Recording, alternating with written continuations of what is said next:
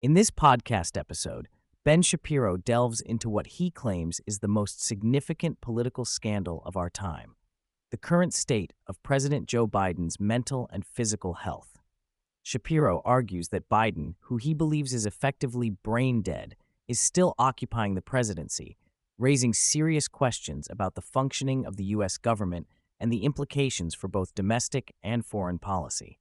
Shapiro begins by recalling Biden's performance during a recent debate against Donald Trump, where he appeared to collapse under pressure, leading to widespread concerns about his cognitive abilities.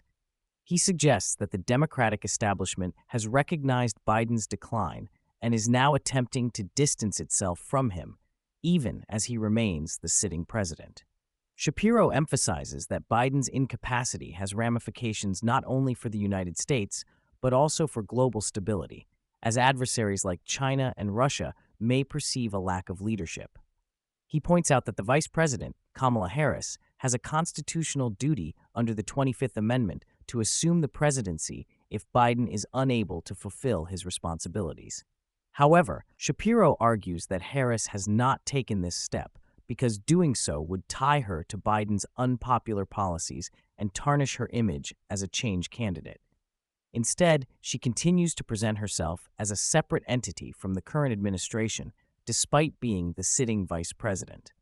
Shapiro highlights a recent cabinet meeting where Jill Biden appeared to lead the discussion, a move he finds alarming given that she has never been elected to any political office.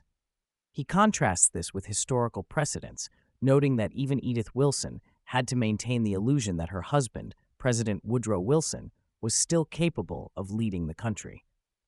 Shapiro argues that the media's failure to cover this situation is indicative of a broader effort to maintain the status quo, regardless of the implications for governance. As Shapiro analyzes Harris's political strategy, he notes that she is attempting to run a campaign that distances herself from Biden's record. He argues that her fundraising efforts are significantly outpacing Trump's, allowing her to position herself as a viable candidate for the presidency. However, Shapiro asserts that this strategy relies on the continued perception that Biden is still in charge, allowing Harris to claim credit for any successes while avoiding accountability for failures. Shapiro also discusses the media's portrayal of Harris as a mystery candidate, suggesting that they are deliberately downplaying her connection to the Biden administration. He criticizes this narrative, arguing that it is disingenuous to suggest that voters do not know what Harris stands for, given her role as vice president. With the election just weeks away, Shapiro emphasizes the importance of voter turnout and the need for the Trump campaign to focus on mobilizing supporters. He expresses concern that the Trump campaign has not been proactive enough in reaching out to voters, particularly in key battleground states. Shapiro believes that the election is a toss-up, with both candidates having a chance to win, but stresses that Trump must capitalize on Harris's vulnerabilities to secure victory.